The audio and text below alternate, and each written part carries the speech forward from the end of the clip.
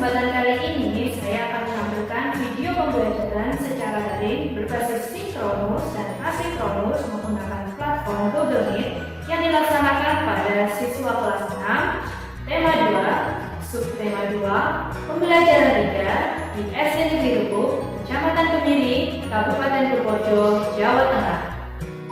Berikut ini adalah kartu ujian kinerja saya. Untuk itu, saya memohon kepada dosen pembimbing dan guru PAMO untuk sekiranya dapat memberikan saran serta bimbingannya dalam video pembelajaran saya kali ini. Berikut, mari kita saksikan videonya. Ya, Assalamualaikum warahmatullahi wabarakatuh.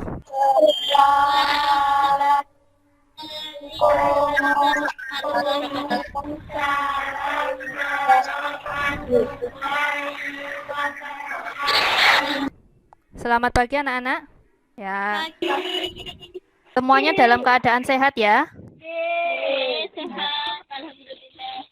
Sebelum kita memulai kegiatan, tolong salah satu nanti menyiapkan. Berdoa mulai. Bismillahirrahmanirrahim. Terima kasih pada Mbak Siva Putri Wulandari. Anak-anak silakan sekarang kalian tuliskan dulu, kita akan presensi di chat. Ya, bagus sekali. Nah, anak-anak, setelah ini kita akan menyanyikan lagu nasional, yaitu lagu Maju Tak Gentar.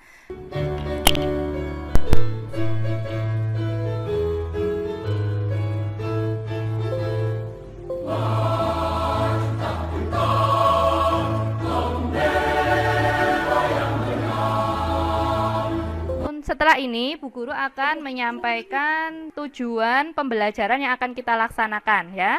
Kita mau belajar apa saja hari ini? Bu Guru akan sampaikan nanti. Terlihat tidak?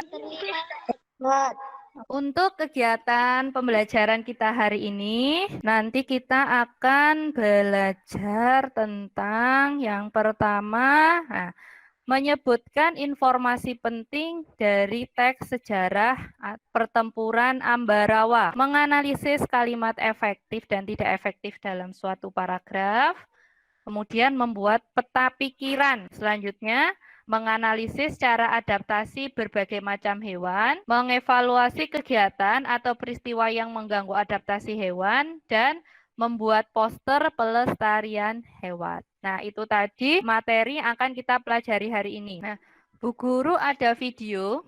Kamu perhatikan hewan apa saja yang ada dalam video itu, apa yang mereka lakukan, tujuannya mereka melakukan kegiatan dalam video itu apa. Silahkan nanti diperhatikan. Migrasi burung. Jalur migrasi yang dipilih burung merupakan jalur yang tepat. Wilayah yang dilaluinya memiliki tanda tertentu seperti daratan yang sempit, punggung bukit yang panjang, atau daerah semenanjung. Karena koridor seperti itu mampu menghemat energi mereka. Jika melewati perairan yang luas, itu hanya menghabiskan energi dan susah mencari tempat untuk beristirahat. Migrasi kupu-kupu. Jika ingin melihat ribuan kupu-kupu secara bersamaan, maka tunggu sampai masa migrasi mereka. Kupu-kupu biasanya bermigrasi untuk mencari pasangan atau melakukan perkawinan dan bereproduksi. Dan salah satu kupu-kupu yang terkenal karena migrasinya adalah kupu-kupu monarch. Mereka ini, Popgens, bisa bermigrasi jarak jauh dari habitatnya di Amerika bagian utara menuju hutan vulkanik di Meksiko. Dari video tadi, hewan itu bermigrasi untuk apa anak-anak? Dari video tadi. Mencari Mencari makanan, iya betul sekali, untuk mencari makanan. Anak-anak, hari ini nanti kamu akan belajar baik secara individu maupun secara berkelompok. Ya, kita kemarin sudah belajar tentang adaptasi tumbuhan. Tumbuhannya macam-macam, ada kaktus, ada apa kemarin? Enceng apa ya? Enceng gondok. Kemudian ada lagi mungkin pohon jati, ya kan? Kaktus beradaptasi bagaimana? Dia kan hidupnya di tempat yang kering. ya, betul sekali, di tempat yang kering. Panas, betul. Ya, panas. Oke. Nah, karena itu dia memiliki daun yang seperti apa? Berbentuk apa kemarin? Duri. Iya, berbentuk seperti duri. Nah, kalau di tumbuhan pohon jati, apa yang dia lakukan ketika musim kemarau kemarin? Daunnya diapakan? Digugurkan. Ya, digugurkan atau menggugurkan daunnya. Nah, oke, itu kemarin yang telah kita pelajari. Nah, anak-anak, di Indonesia itu terdapat berbagai macam jenis tumbuh-tumbuhan. Di antaranya ada tanaman rempah-rempah. Kamu tahu nggak tanaman rempah-rempah itu apa? Tahu. Apa saja? Contohnya tanaman rempah-rempah apa? Jahe. Jahe, kunyit. Indonesia memiliki rempah-rempah yang sangat banyak sehingga didatangi oleh bangsa asing, didatangi oleh bangsa Eropa yang di negara mereka tidak ada itu rempah-rempah. Bangsa Eropa mana ya yang mendatangi Indonesia untuk mendapatkan rempah-rempah? Portugis. Setelah Portugis ada bangsa mana lagi? Ada negara Belanda. Ya, betul sekali. Ada negara Belanda. Nah, anak-anak, negara Belanda dulu menginginkan rempah-rempah Indonesia. Menginginkan rempah-rempah Indonesia tadinya hanya ingin membeli, namun akhirnya ingin menguasai. Nah, pertempurannya itu berlangsung lama sekali hingga terjadilah salah satunya peristiwa di tahun 1946 itu peristiwa pertempuran Ambarawa. Sekarang tugas kalian adalah membaca buku paket tema 2, subtema 2, pembelajaran 3, halaman 65 sampai 66. Kita akan membaca bergantian. Tolong yang membaca kameranya dinyalakan. Pertempuran Ambarawa pada tanggal 20 Oktober 1945, tentara sekutu di bawah pimpinan Brigadir dengan Battle mendarat di Semarang dengan maksud mengurus tawanan perang. Kedatangan sekutu ini diboncengi oleh Netherlands Indies Civil Administration Nica. Pada tanggal 26 Oktober 1945 di Kota Magelang terjadi pertempuran antara pasukan Tentara Keamanan Rakyat TKR dengan pasukan gabungan Inggris dan Nica. Insiden tersebut terhenti setelah Soekarno dan Brigadir Battle melakukan perundingan dan memperoleh kata sepakat. Anak-anak, teks yang tadi kamu baca itu menceritakan peristiwa pertempuran apa? Ambarawa. Dari cerita yang kamu baca tadi, peristiwa pertempuran Ambarawa itu terjadi karena apa toh? Karena sekutu diboncengi oleh Netherlands Indies Civil Ya. Anak-anak, tadi teks yang kamu baca itu mudah dipahami tidak? Dibaca mudah tidak? Mudah. Menurutmu tadi bacaannya mudah dipahami ya? Ya, bacaannya mudah dipahami. Nah, kenapa suatu bacaan mudah dipahami? Suatu bacaan itu mudah dipahami karena bacaan tersebut menggunakan penulisan dengan memperhatikan penggunaan kalimat efektif. Ada tulisan apa di situ? Kalimat efektif. Oke, kalimat efektif. Tolong dibacakan Mbak Anum Adirah. Kalimat efektif adalah kalimat yang dapat menggunakan gagasan pemakaian secara tepat dan dapat dipahami oleh pendengar atau pembaca secara tepat pula. Kalimat efektif, kalimat yang mengungkapkan gagasan pemakainya. Sehingga kalau kamu mendengar kalimat tersebut dari orang lain, kamu akan mudah memahami kalimat apa yang diucapkan orang tersebut atau maksud dari ucapan tersebut. Memuat unsur kalimat dengan tepat, minimal terdiri dari subjek dan predikat. Contoh, Eza membaca buku di kamar. Mira menulis surat untuk neneknya di Palembang. Ya, subjek itu orangnya. Predikat itu kegiatan yang dilakukan orang tersebut. Di contoh pertama, orangnya siapa? Eza Ya, betul, Eza. Yang dilakukan Eza apa? membaca buku di kamar. Ya, membaca buku, membaca. Nah, Eza itu adalah subjek, sedangkan membaca itu adalah predikatnya. Kalimat efektif tidak berpotensi memiliki makna ganda. Contoh, menampilkan laki-laki itu seperti beruang. Apa tulisannya di situ? Cermati teks berikut. Sudah selesai membacanya? Sampun.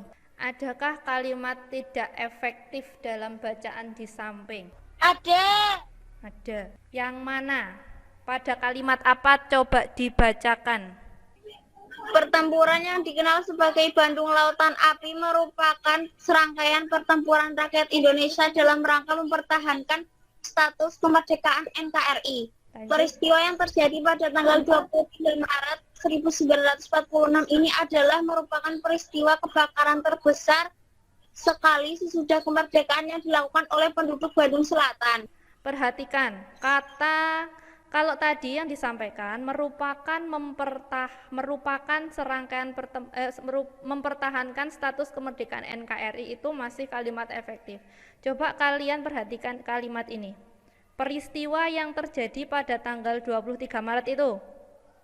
Sudah perhatikan? Peristiwa yang terjadi pada tanggal 23 Maret 1945 ini adalah merupakan. Ketemu katanya adalah merupakan. Ya. Adalah dan merupakan itu artinya sama. Kamu pakai salah satu saja. Tadi kamu sudah belajar tentang kalimat efektif. Tujuan, setelah membaca teks sejarah pertempuran Ambarawa, peserta didik dapat menyebutkan informasi penting dalam teks dengan benar. Selanjutnya, setelah membaca teks sejarah pertempuran Ambarawa, kamu atau peserta didik dapat membuat peta pikiran mengenai informasi yang penting secara runtut. Nah, anak-anak, tadi itu kita sudah belajar tentang pertempuran Ambarawa dan ada teks Bandung Lautan Api itu ada dua peristiwa di awal-awal kemerdekaan Indonesia. Dalam suatu pertempuran atau peperangan, adakah hewan yang sering dimanfaatkan dalam pertempuran atau peperangan? Anak-anak, hewan apa yang sering dimanfaatkan? Gajah. Apa? Gajah. Kuda, ada lagi gajah, ya. Tapi yang umum digunakan adalah menggunakan apa? Kuda. Ya, betul sekali. Nah, sekarang kita akan melakukan permainan. Aturannya adalah nanti Bu Guru akan menyebutkan nama hewan, kemudian gunakan huruf terakhir dari nama hewan itu untuk membentuk nama hewan lain. Contohnya, kuda. Huruf terakhirnya apa?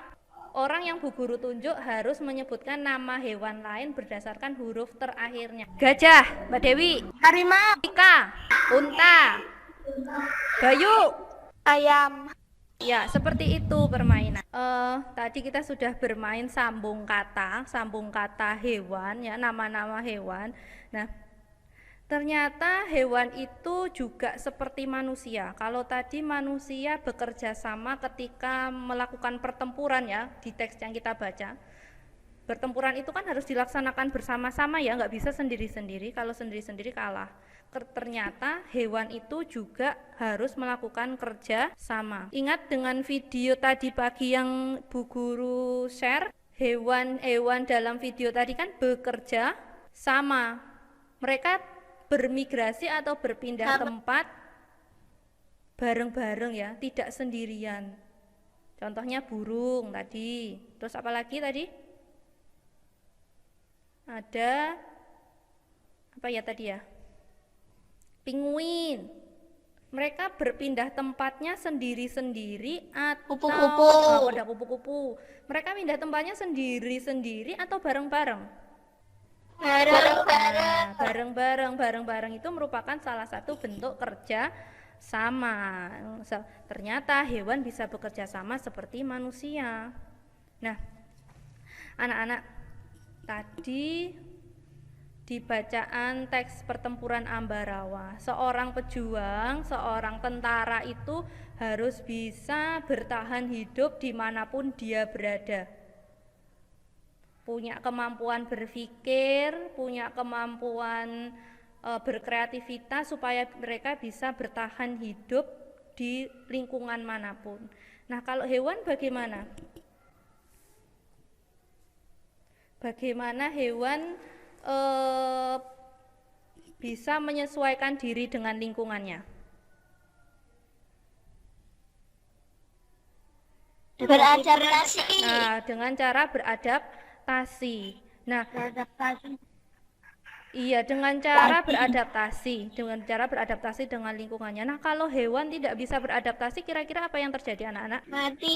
Mati. Mereka bisa mati. Nah, ada nggak kegiatan atau peristiwa di bumi itu yang mempengaruhi kemampuan adaptasi makhluk hidup, adaptasi hewan terutama? Ada tidak? Ada. Apa contohnya? Mana manusia yang bisa Ya, menebang pohon secara liar. Membuang sampah di sungai.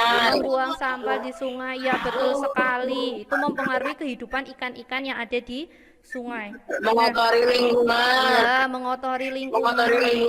Ya, betul, mengotori lingkungan. Nah, kalau kita manusia terus melakukan kegiatan-kegiatan itu yang membuat adaptasi hewan terganggu, tentunya nanti hewan akan semakin sedikit dan lama-kelamaan akan Punah. ya akan punah. Kalau punah, suatu saat anak-anakmu tidak akan bisa melihat hewan-hewan itu lagi. Nah, sekarang coba dipikirkan cara atau solusi yang bisa kamu berikan untuk meminimalkan atau mengurangi dampak dari kegiatan manusia yang mengganggu adaptasi hewan itu. Kamu membuat tempat penangkaran hewan. Iya, diantaranya membuat tempat penangkaran hewan. Nah, ada tempat penangkaran hewan, apalagi? Reboisasi. Ya, reboisasi. Ya, bagus sekali. Nah, tadi kamu sudah menyampaikan ada solusi-solusi supaya hewan tetap bisa beradaptasi dengan lingkungan saat ini. Nah, sekarang Bu Guru akan share screen. Terlihat tidak? Terlihat Kemarin adaptasi itu artinya apa ya?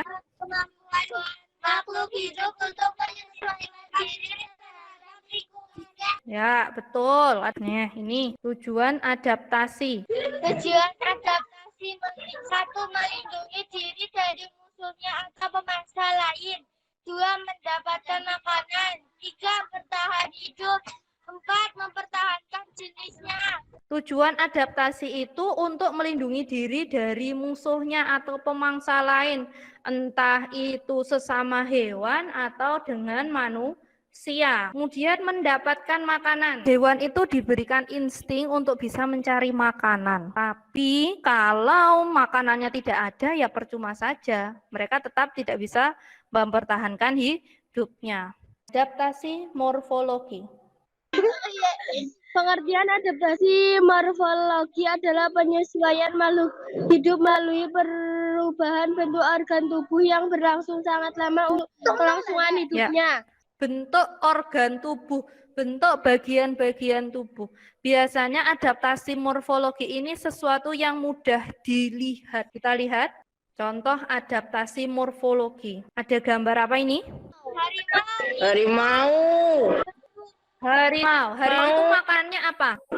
Nah, harimau itu karena makanannya daging, jadi adaptasi morfologinya seperti apa menurutmu? Dari bentuk apanya? Gigi, ya betul sekali, dari bentuk giginya. kalau giginya harimau tidak seperti itu, tidak berupa taring-taring begitu, mereka akan kesulitan makan daging. Kemudian, duri di tubuh landak itu kira-kira untuk apa? Melindungi diri. Ya, untuk melindungi diri.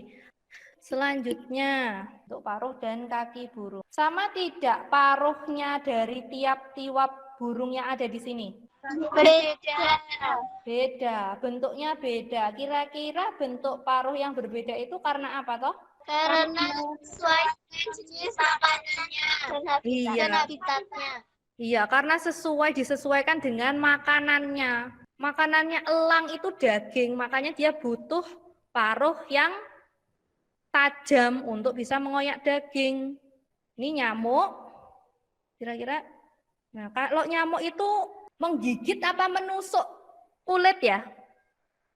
Menusuk. Betul, menusuk ya, bukan menggigit. Jadi jangan bilang digigit nyamuk. Harusnya bilangnya apa? Itu Iya, ditusuk sama nyamuk karena nyamuk nggak gigit, nyamuk itu menusuk ya, menusuk kulit kita. Nah, selanjutnya kita belajar tentang adaptasi fisiologi. Pengertian adaptasi fisiologi. Kita tidak mudah Tidak mudah mengamati adaptasi fisiologi karena adaptasi fisiologi menyangkut fungsi alat-alat tubuh yang umumnya terletak di bagian dalam tubuh. Ya, ini tidak mudah diamati karena menyangkut bagian dalam tubuh. Kita lihat contohnya. Unta. Unta itu punya apa ini namanya ya? Ini namanya punuk. Punuk itu isinya lemak. Nah, unta itu hidupnya di daerah yang seperti apa ya, anak-anak? padang pasir. Iya, betul, padang pasir. Unta itu hidupnya di padang pasir. Nah, lemak itu fungsinya untuk bertahan hidup ketika dia kekurangan makanan. Kalian pasti pernah melihat cumi-cumi. Cumi-cumi merupakan kelompok hewan cephalopoda besar atau jenis moluska yang hidup di laut. Cumi-cumi ini memiliki ciri khas dengan kemampuannya mengeluarkan tinta dan itu sebagai senjata. Lalu, tahukah kamu mengapa cumi-cumi mengeluarkan tinta? Hewan ini mengeluarkan tinta untuk menyelamatkan diri. Tinta yang dikeluarkan cumi-cumi untuk menghilangkan jejak jika menghadapi pemangsa yang mengejarnya. Ya, tinta cumi-cumi itu tadi fungsinya untuk apa? Tidak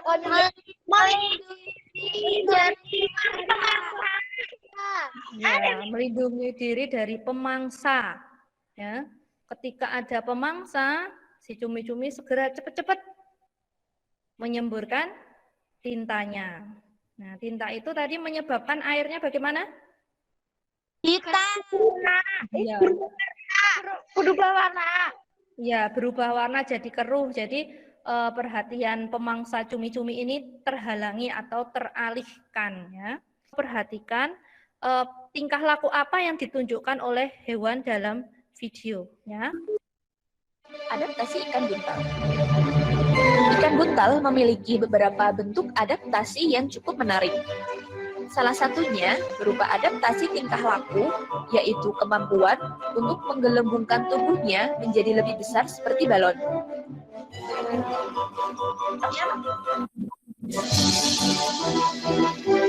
Kemampuannya tersebut digunakan untuk melindungi diri dari musuh. Penggelembungan tubuh pada ikan buntal dilakukan dengan memompa air atau udara sebanyak-banyaknya dan secepat-cepatnya ke dalam perutnya yang elastis. Air dan udara dipompa melalui mulut dan insang.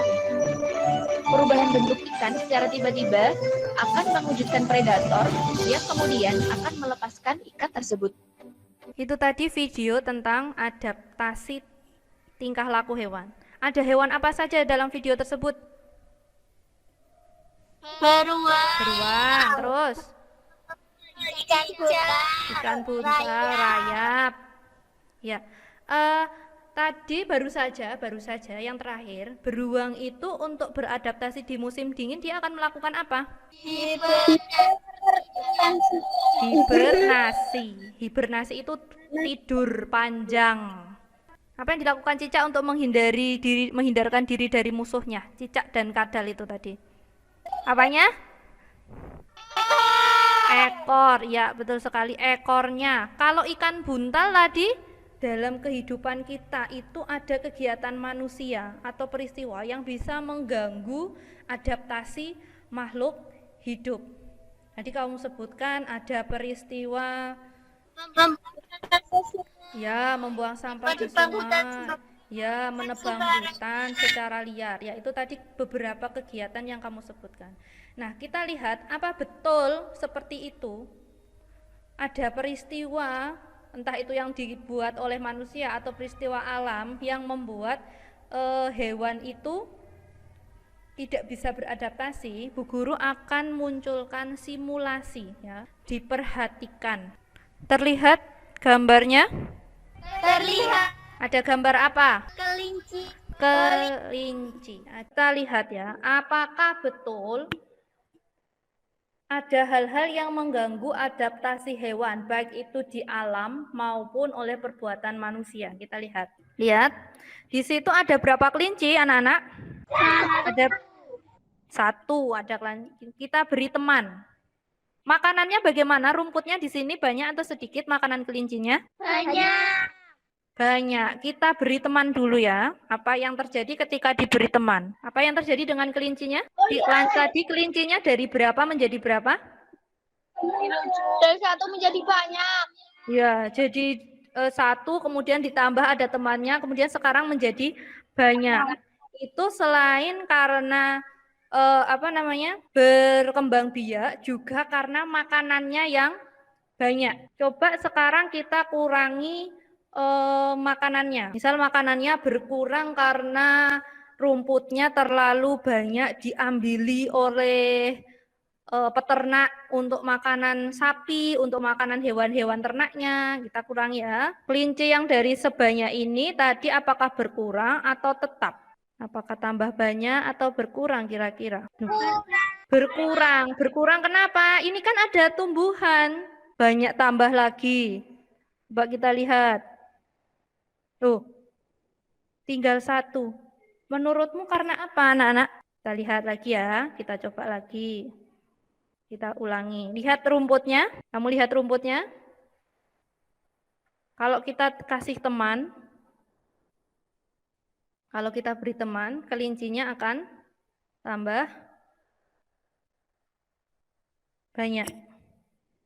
Kita lihat sampai ini, lihat ada generasi ke-1, kemudian ada generasi selanjutnya. Kembali pertama bapaknya. Kira-kira anak-anak, kalau kelincinya bertambah banyak, makanannya berkurang atau tetap? Atau malah juga tambah banyak? Berkurang. Berkurang. Kita coba ya. Makanannya berkurang. Nuh. Kelincinya bisa tambah banyak, tapi kalau tambah banyak makanannya sedikit, apa yang terjadi? Mati. Nah, kita lihat ya, sampai penuh. Sampai makanannya nggak kelihatan. Loh, tadi banyak, sekarang? Ya, banyak lagi. Kemudian kita ganti makanannya. Ternyata kemudian ada ini, wolf, serigala.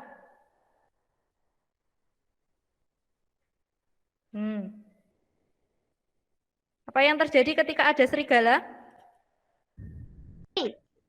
Mati. Mati. Kelincinya berkurang. Nah, itu salah satu peristiwa di alam, kejadian di alam, yang menyebabkan hewan tidak bisa bertahan hidup. Adanya makanan yang kurang. Makanan ini kan bukan makanannya kelinci. Makanya mereka ketika diberi makanan ini, kelincinya akan berkurang. Kita lihat. Tuh. Ya kan? Bukan makanannya kelinci. Karena itu kelincinya berkurang. Paling tambahnya hanya sedikit. Ya tidak? Itu. Nah, itu kejadian-kejadian di alam, peristiwa-peristiwa di alam yang menyebabkan hewan itu terancam tidak bisa beradaptasi. Tidak hanya kejadian di alam, kalau manusia terus mengambili rumput, diambili terus, atau hutan terus ditebangi pohonnya, hewan-hewan di hutan juga tidak bisa memperoleh makanan yang sesuai dengan tubuhnya. Karena itu mereka lama-lama akan mati atau punah. Ya. Nah, itu. Oke, anak-anak. Tadi kamu sudah menyebutkan kegiatan manusia yang bisa menyebabkan hewan kesulitan beradaptasi. Di antaranya tadi penebangan hutan, rumahnya hilang, Bu. Hewannya nggak bisa beradaptasi. Nah, tadi kamu juga sudah menyebutkan solusi supaya kegiatan-kegiatan atau peristiwa yang menyebabkan hewan tidak bisa beradaptasi itu diminimalisir atau dikurangi. Itu apa yang harus kamu lakukan tadi pagi ya? Membuat tempat penangkaran hewan. Membuat tempat penangkaran hewan, apa lagi? Melakukan reboisasi. Melakukan reboisasi. Kira-kira apa lagi yang lain? Tadi Tidak membuat ya, tidak membuang sampah sembarangan. Tidak membuang sampah sembarangan. Ada lagi enggak? Yang lain?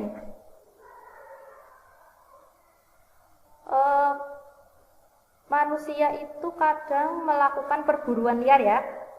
Melakukan perburuan liar. Nah, yang melakukan perburuan liar itu hewannya diapakan?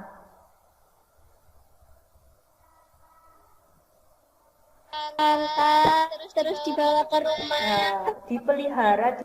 Nah, anak-anak, tadi dari solusi-solusi itu kita akan membuat suatu gambar poster yang tujuannya untuk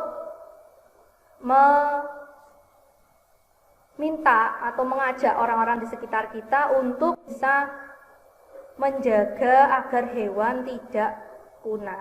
Nah, membuat poster pelestarian hewan. Terlihat tidak? Terlihat. Ya, terlihat. Membuat poster dengan tema pelestarian hewan. Dan dilengkapi dengan cara atau langkah-langkah pelestarian hewan ya. Nah, anak-anak, kalau kamu perhatikan, ini adalah contoh poster pelestarian hewan yang Bu Guru buat. Nah, lihat di sini ada kalimat poster, lindungilah hewan asli Indonesia dari kepunahan. Ingat, gunakan kalimat efektif dalam membuat kalimat poster. Kemudian ada cara-cara. Nanti harus kamu tuliskan juga cara-cara atau langkah-langkah yang harus dilakukan dalam melindungi hewan asli dari kepunahan atau untuk melindungi hewan-hewan dari kepunahan. Nah, anak-anak, silakan kamu kerjakan LKPD 2 untuk membuat poster pelestarian hewan beserta cara-cara yang harus dilakukan untuk melestarikan hewan. Ingat, gunakan kalimat efektif dalam menuliskan ajakan dalam poster tersebut, dan cara-cara pelestariannya juga harus kamu tuliskan dalam kalimat efektif.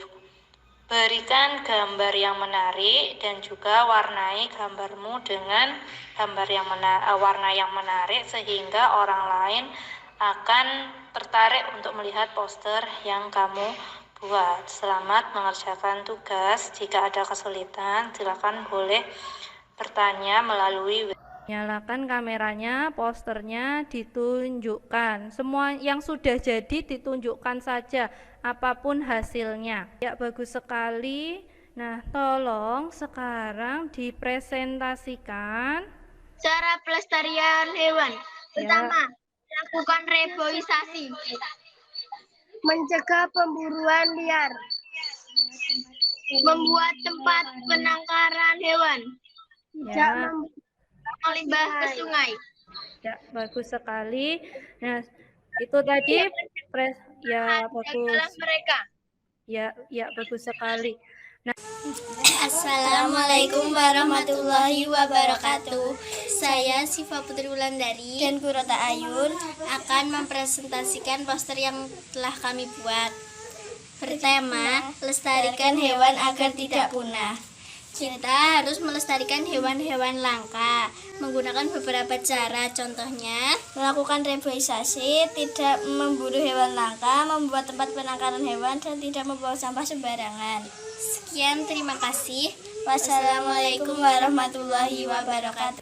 Ya, anak-anak, tadi kita sudah belajar banyak hal. Tadi pagi kita sudah belajar tentang kalimat efektif. Kalimat efektif. Kamu ketika berbicara atau menuliskan sesuatu, kita harus menggunakan kalimat efektif. Kemudian tadi kita juga sudah belajar tentang adaptasi hewan. Adaptasi hewan, ya kan? Adaptasi hewan itu ada berapa jenisnya? Ada tiga. Adaptasi apa saja? Morfologi, Ya, terus tingkah laku, kemudian fisiologi, itu tadi yang kita pelajari. Nah, anak-anak, ketika membuat poster itu ada kesulitan tidak? Apa kesulitannya, anak-anak? Menggambar hewan, ya, tidak biasa menggambar hewan jadi kesulitan. Kemudian kamu tadi kan membuat poster pelestarian hewan. Kamu sudah membuat poster pelestarian hewan. Kamu sudah berusaha belum melestarikan hewan?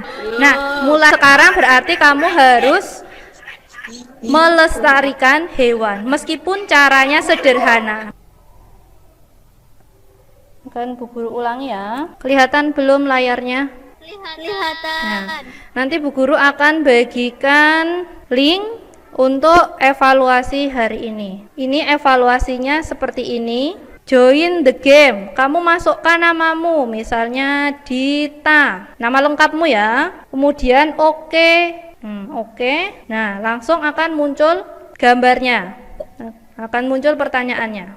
Ada 10 soal, waktunya 30 detik setiap soal. Evaluasi yang kedua tadi tentang kalimat efektif. Nih, kita akan seperti kemarin. Start. Nanti kalau diminta memasukkan nama, enter your name, masukkan namamu. Anak-anak, terima kasih kalian sudah mengikuti pembelajaran hari ini dengan baik. Sekarang Mbak Siva untuk memimpin doa. Berdoa.